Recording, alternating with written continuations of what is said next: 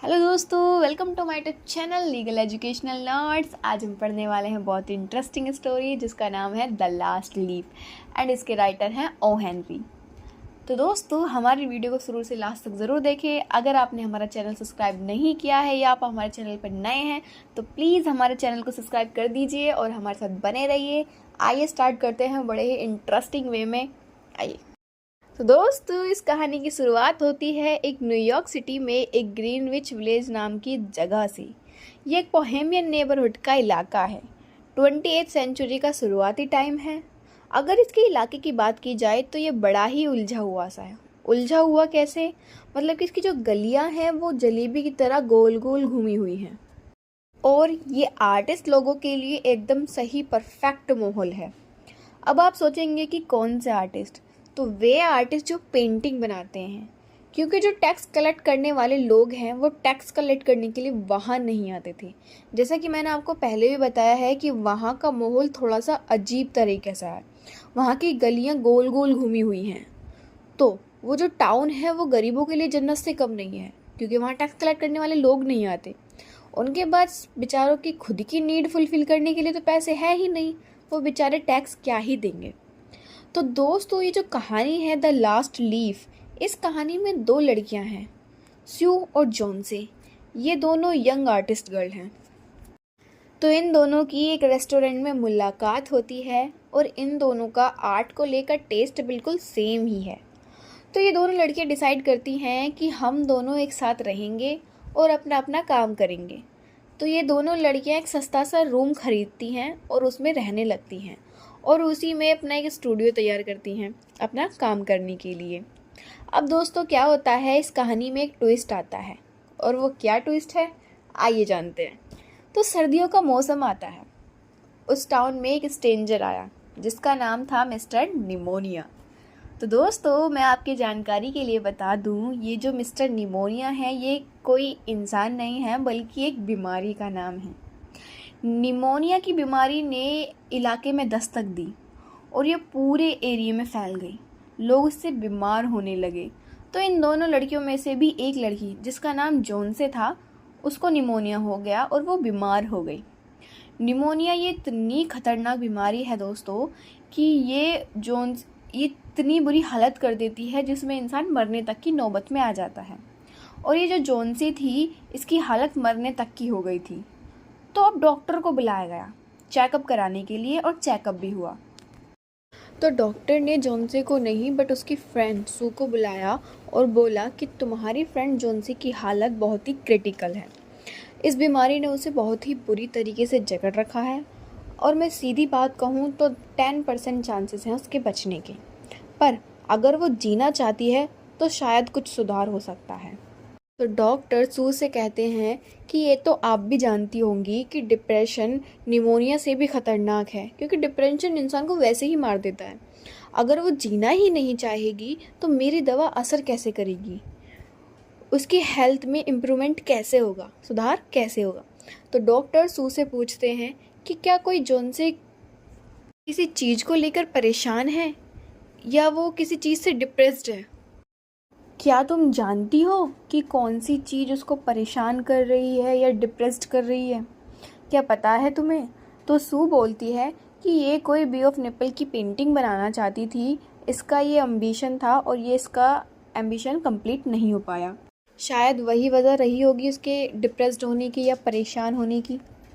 फिर डॉक्टर सू से बोले कि मैं पूछ रहा हूँ कि क्या जॉनसे का किसी से रिलेशन है या जॉनसे किसी रिलेशनशिप में है, इसका कोई बॉयफ्रेंड वगैरह है। तो सू बहुत ही श्योर होकर बोलती है कि जॉनसे का कोई भी बॉयफ्रेंड नहीं है। जितना मैं उसको जानती हूँ ऐसा कुछ भी नहीं है। तो अब डॉक्टर बोलते हैं कि अब मैं क्या ही कर सकता हूँ। देखो, तुम अब दुआ ही करो, अब उसको दुआ ही असर कर सकती है। तो अब सू क्या करती है दोस्तों, जॉनसे के पास उसके बेड पर बैठ जाती है। अपनी बीमार फ्रेंड के पास बैठकर वो अपना कुछ काम करने लगती है, कुछ फाइल वगैरह बनाने लगती है। तभी जॉन से विंडो के बाहर देखती है तो पेड़ों से कुछ पत्तियां झड़ रही थी एक एक करके। ये जॉन से उनको गिरते हुए पत्तियों को गिन रही थी, 1 2 3 ऐसे करके। और बोलती है कि पेट धीरे धीरे खाली हो रहा है और पता नहीं अजीब अजीब सी बातें करने लगती है। अब पता नहीं दोस्तों उसके दिमाग में क्या ही चल रहा था। फिर वो बोली कि जब पेड़ की आखिरी पत्ती, लास्ट लीफ गिर जाएगी तो उसकी भी मौत हो जाएगी, वो भी ज़िंदगी से चली जाएगी। इसकी फ्रेंड सू उससे बोलती है कि जॉन से ये तुम क्या बोल रही हो, तुम ऐसी कैसी बातें कर रही हो, डॉक्टर ने भी तो बोला है कि तुम्हारी रिकवरी के 90% चांस हैं, 90% श्योर है कि तुम बच जाओगी।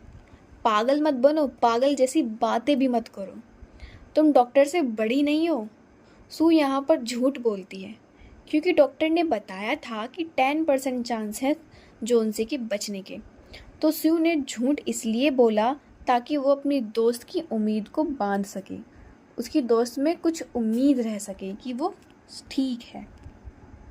फिर सू बोलती है कि जैसे ही मेरी मैगज़ीन का इलस्ट्रेशन बिक जाएगा मैं तुम्हारे लिए और अपने लिए दोनों के लिए खाना लाऊंगी और वाइन भी। तो सू हर तरीके से कोशिश कर रही थी कि वो अपनी फ्रेंड जोनसे को चीयर अप कर सके, लेकिन जोनसे का कोई ख़ास रिस्पॉन्स नहीं आया। फिर जोनसे बोलती है कि इन पत्तियों की तरह एक दिन मैं भी अपनी पकड़ खो दूँगी और किसी दिन मैं भी अपनी ज़िंदगी के पेड़ से आज़ाद हो जाऊँगी, अपनी पकड़ खो चुकी होंगी और लहराते हुए पुअर टाइड लीव की तरह ज़मीन पर आकर गिर जाऊँगी। अगर कोई हमारे सामने भी अगर ऐसी बातें करेगा तो जाहिर सी बात है कि हमारी उसकी हिम्मत ही टूट जाएगी। तो दोस्तों अब सू क्या करती है, इनके नीचे वाले कमरे में एक बूढ़ा आदमी रहता था। वो एक आर्टिस्ट था पर अनसक्सेसफुल आर्टिस्ट जिसका नाम था बेरमन। वो इसी गांव में पेंटिंग बनाकर बहुत कम पैसे कमाता था, बस अपना घर चलाने के लिए। उस बूढ़े आदमी ने अपनी पूरी लाइफ में एक मास्टरपीस बनाने की पूरी कोशिश करी इस बेरमन ने, लेकिन ये हमेशा फेल रहा क्योंकि ये एक भी मास्टरपीस नहीं बना पाया अपनी पूरी लाइफ में। तो सू उसके पास जाती है किसी काम के लिए और उसको सब कुछ बताती है कि जॉन से पत्तों के गिरने से अपनी उम्मीद खो रही है और लास्ट लीफ जब गिर जाएगी तो वो भी मर जाएगी। ऐसी ऐसी उल्टी सीधी वो बातें कर रही है, पता नहीं ये क्या बेवकूफ़ी है। तो दोस्तों फिर क्या होता है, उसी रात जॉन से तो सो जाती है और सू अपना काम करने लग जाती है मैगज़ीन के इलस्ट्रेशन का। और उस रात उस पेड़ पर कुछ पत्तियां ही बाकी थी। तो जॉन से ये सोचकर सो गई थी कि आज रात ये सारी पत्तियां गिर जाएंगी तो सुबह तक मैं ना उठ पाऊँ। तो दोस्तों क्या होता है, उसी रात एक बड़ा ही खतरनाक तूफान आता है। तो सुबह जब जॉन से उठती है तो सू को बोलती है कि वो विंडो के पर्दे खोल दे। तभी जॉनसी क्या देखती है कि पेड़ की बिल्कुल साफ़ हो चुका था और पेड़ की सारी पत्तियां झड़ चुकी थी, बट एक आखिरी पत्ती अभी भी इस पेड़ पर लगी हुई थी। दोस्तों ऐसा लग रहा था कि जैसे वो पत्ती उस पेड़ को छोड़ना ही नहीं चाहती। तो इसे देखकर जॉनसी थोड़ा सा तो हैरान हो गई कि सारी पत्तियां तो झड़ गई हैं लेकिन ये आखिरी पत्ती नहीं गिरी है, शायद ये कल को गिर जाएगी। जब ये आखिरी पत्ती गिरेगी तो मैं भी मर जाऊंगी। तभी सू जॉनसे को बोलती है कि तुम पागल मत बनो, ऐसी बातें क्यों कर रही हो। लेकिन जॉनसे बिल्कुल साइलेंट रहती है और उसका कुछ जवाब नहीं देती है।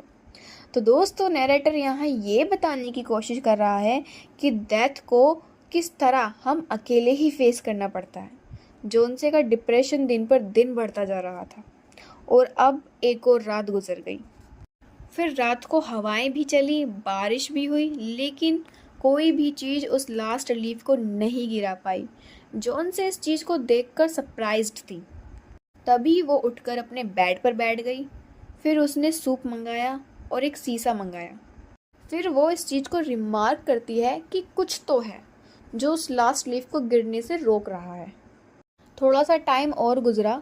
जॉनसी ने अपनी बे ऑफ नेपल्स की पेंटिंग का एम्बिशन था उसको कंप्लीट किया। अब कहने का मतलब ये था कि जॉनसी की हालत में थोड़ा बहुत सुधार आ रहा था। फिर डॉक्टर आए, उन्होंने बोला कि इसके बचने के चांस बढ़ गए हैं। फिर डॉक्टर ने उन्हें ये भी बताया कि जो तुम्हारा पड़ोसी है ना, जो नीचे रहता है, ओल्ड बेरमन, उसको भी निमोनिया हो गया है। को भी ज़रा हॉस्पिटल लेके जाना पड़ेगा। तो उसको भी हॉस्पिटल लेकर गए। फिर अगले दिन बैड न्यूज़ आती है कि वो सरवाइव नहीं कर सका, वो गुज़र चुका है। वो चौकीदार को रूम में बीमार मिला था और उसके कपड़े में कुछ बर्फ़ या पानी सा लगा हुआ था। इससे पहचाना गया कि शायद रात को तेज़ तूफान में वो बाहर गया था। और इसके रूम में भी एक सीढ़ी मिली थी और कुछ पेंटिंग्स का सामान भी मिला था। शायद वो कुछ पेंटिंग का काम करने के लिए गया होगा।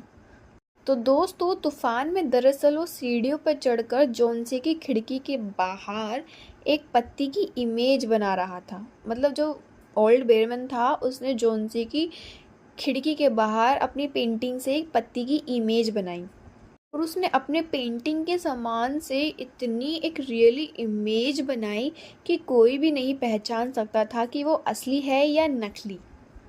तभी तो जोन्से को ताज्जुब हो रहा था कि सारी पत्तियां झड़ गई और ये लास्ट लीफ रह गई। दरअसल में वो पत्ती नहीं, वो पेंटिंग थी। अगर देखा जाए तो ऐसा भी कह सकते हैं कि वो पेंटिंग नहीं, वो एक उम्मीद थी जिसने जोन्से को जिंदा रखा था। फाइनली सू जोन्से को बोलती है कि मरने से पहले वो अपना एक मास्टरपीस बना गया जिससे किसी की जान बच गई। तो दोस्तों, यही थी हमारी स्टोरी। आई होप आपको हमारी स्टोरी बहुत इंटरेस्टिंग लगी होगी और बड़े ही इंटरेस्टिंग वे में समझ में भी आई होगी। तो हमारे चैनल को सब्सक्राइब करें, लाइक करें, कमेंट करना बिल्कुल भी ना भूलें। मिलते हैं नेक्स्ट वीडियो में। Bye bye.